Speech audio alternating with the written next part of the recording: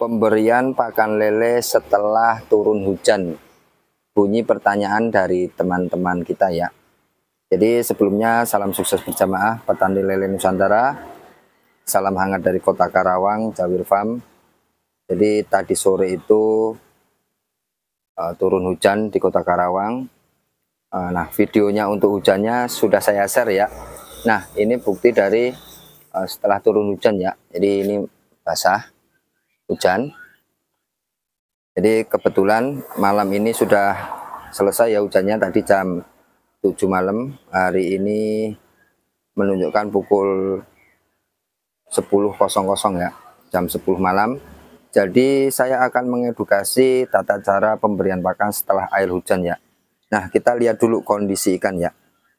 Nah, yang penting itu adalah tata budidaya lele itu dengan baik dan benar dengan cara treatment air dulu ya.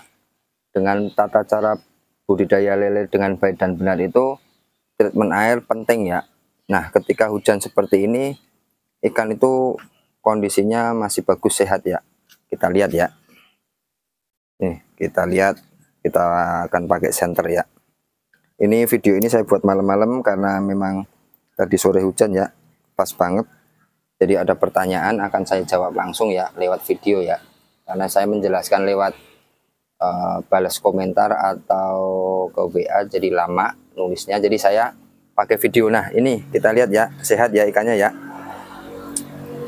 walaupun hujan tidak ada yang gantung ya. Jadi teman-teman itu banyak yang bertanya ke saya kenapa habis hujan gantung. Nah, ini kenyataannya tidak. Makanya untuk teman-teman silahkan nanti bagi yang belum kenal saya ya atau baru bergabung di channel saya, jangan lupa untuk subscribe, untuk like dan komennya. Nanti silahkan bunyikan lonceng notifikasi supaya teman-teman nanti ketika kita share ilmu yang bermanfaat, edukasi, teman-teman bisa mendapatkan notifikasi ya. Nah, untuk kali ini kita menyiapkan beberapa bahan ya. Kita akan coba ya. Ini adalah garam grosok. Garam grosok ini adalah garam non yodium ya, atau biasa dibilang garam badak gitu ya kalau di Karawang. Nah, dan ini air. Nanti kita akan sebarkan garam grosok ini, tapi diencerkan dulu di air sebanyak 5 genggam dengan kapasitas 1, 2, 3, 4 kolam ya, 4 kolam. Ini saja bibit, apalagi konsumsi atau misalkan belok atau remaja lah ya, atau sangkal, pasti bagus hasilnya. Bibit aja mampu kuat kok itu, apalagi lele besar begitu. Nah, untuk bibit sendiri ini perlakuannya juga sama ya, bibit saja bagus apalagi lele konsumsi seperti itu atau sangkal seperti itu ya. Jadi kita akan mengedukasi tata cara pemberian pakan setelah hujan tiba ya. Jadi setelah hujan berhenti, tunggu 1 jam atau 2 jam boleh. Nanti aplikasikan edukasi ini di kolam teman-teman ya. Nah, untuk edukasi ini hanya untuk pemula saja ya. Jadi nanti kalau yang sudah profesional ada di kolom komentar misalkan, tidak usah pakai seperti itu, ya enggak apa-apa, itu masing-masing. Tapi bagi pemula yang belum tahu, takutnya nanti terjadi lele penyakit, yaitu kembung biasanya karena air hujan, seperti yang saya jelaskan sebelumnya ya. Ketika hujan tiba, masuk ke kolam, nah setelah itu tunggu beberapa waktu langsung dikasih umpan, biasanya itu ada resiko penyakit ya di situ ya. Nah, kita akan coba praktekkan ya. Jadi ini hanya untuk pemula. Jikapun ada misalkan sudah profesional atau sudah berjalan lama budidaya lele, ada kendala seperti ini, silahkan nanti dipakai untuk edukasi ini ya. Jadi saya share ilmu-ilmu yang bermanfaat buat teman-teman supaya teman-teman bisa sukses dalam budidaya lele ya. Oke, nah saya dibantu sama Bapak Peri, ini adalah masternya Jawir Farm. Kita akan coba Om, kita akan masukkan 5 genggam ke dalam air ini. Nah seperti itu, 1, agak banyak aja Om, 2, 3, ini garam grosok ya. Garam grosok itu adalah garam nonjodium. Dah, satu lagi 5. Nah, itu diaduk rata ya. Silahkan aduk rata Om. Aduk rata sampai encer ya. Nah, perlakuan untuk garam ini, jika sudah ada ikannya, misalkan pergantian air 1 minggu sekali gitu kan, ketika hujan seperti ini, pokoknya pengaplikasian garam itu kalau sudah ada ikannya harus dan wajib untuk diencerkan terlebih dahulu, jangan sampai langsung ditebarkan. Tapi jika nanti treatment awal dalam budidaya lele itu tidak apa-apa karena belum ada ikannya, takutnya berpengaruh terhadap ikannya. Stres bisa, lendir lepas bisa, ataupun dimakan sehingga dia akan terjadi penyakit, bisa menyebabkan kematian ya. Kalau misalkan garam itu disebarkan rata, nanti dimakan biasanya. Nah, di situ nanti lele akan mati biasanya seperti itu. Nah, disarankan atau diwajibkan untuk diencerkan terlebih dahulu ya, jika itu ada ikannya kolamnya ya. Oke Om. Nah, kita akan sebarkan rata Om. Kolam 2 dulu Om. Kolam 2 kita akan sebarkan rata. Ciprat-cipratin saja. Ya, terus. Nah, seperti itu. Terus, nah ini kebiasaan dari Om Peri ya. Jika memang di musim hujan, seharian hujan gitu, kapan ngumpaninya begitu kan? Nah, itu karena takut lapar dan perkembangan tidak normal, makanya kita akan coba seperti ini. Nah, biasanya saya juga tidak pakai gitu kan. Jika hujannya cuma sebentar-sebentar saja, tapi ini hanya untuk edukasi saja. Mudah-mudahan teman bisa dipahami dan dipraktekkan ya nanti ya. Oke Om, kolam 3 Om. Ini masternya Jawir Farm ini. Terus rata Om. Kita lihat ya, ikan aktif ya. Ikan aktif, ikan bagus sebenarnya. Langsung makan saja enggak apa-apa sebenarnya. Oke. Terus Om. Nah, ini untuk kolam 3 ya.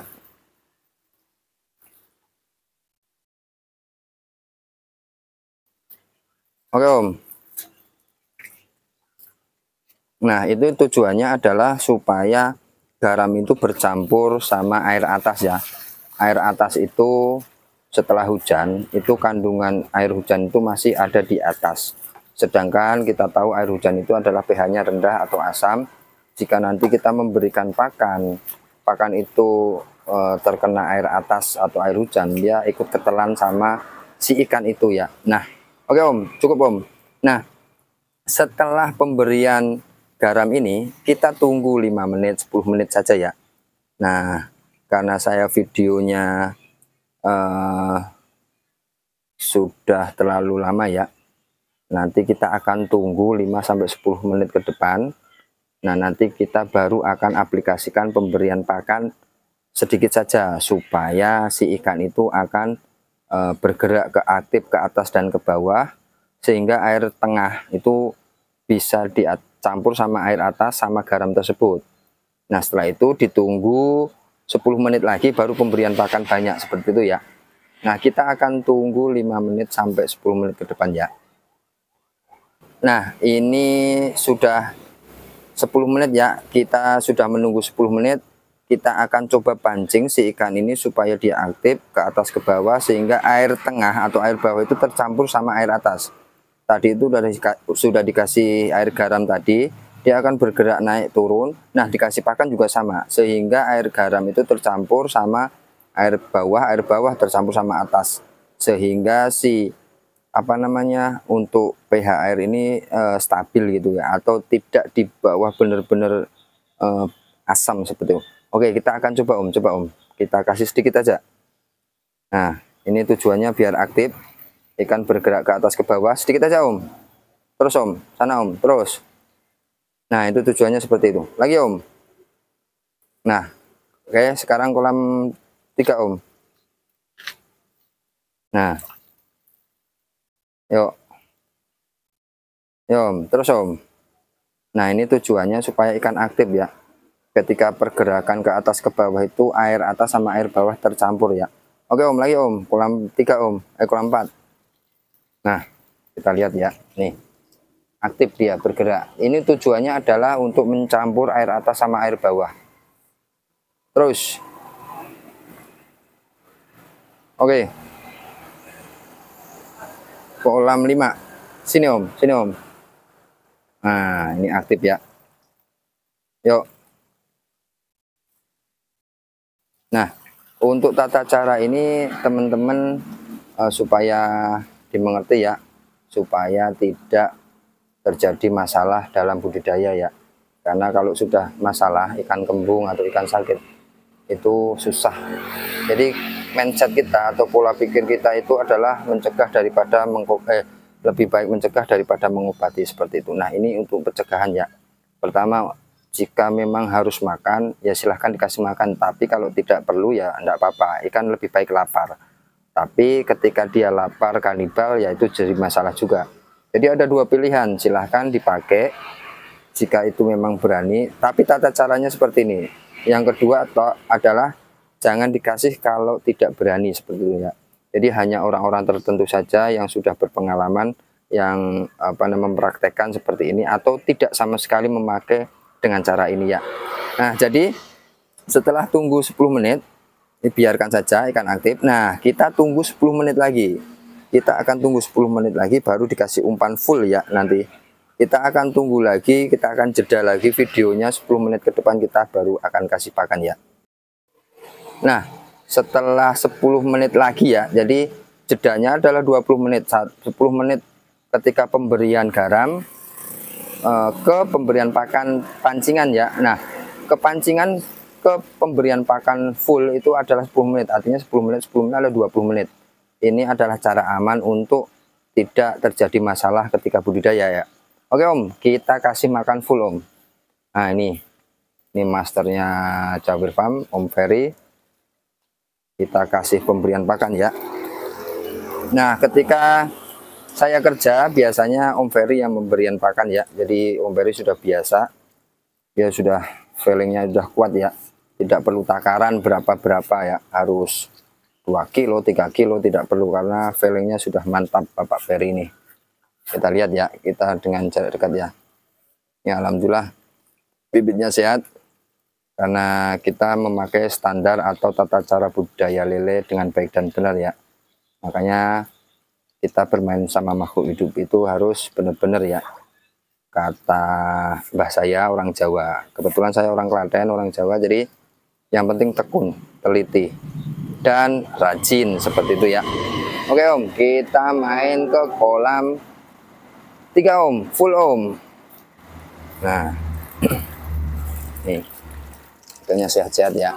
Walaupun habis hujan, ikan sebenarnya langsung diberikan pakan tidak apa-apa. Karena saya sudah jamin dari treatment air, airnya itu sehat. Jadi kunci budidaya lele adalah air ya. Atau ikan lainnya, nila, mau emas, mau apa saja ada air. Jadi kalau airnya sehat, ikan pun sehat. Sebenarnya tidak usah pakai tata cara dengan tadi, itu tidak masalah bagi kolam saya. Karena memang sudah standarnya kita lakukan terus ya. Dari treatment air, pemilihan bibit unggul itu dapat dari indukan yang unggul juga. Terus Om, langsung aja semuanya. Nah, setelah itu perawatan air harian, buang padatan dari pagi hari kita buang padatan sebelum pemberian pakan, malam juga buang padatan, seperti itu ya.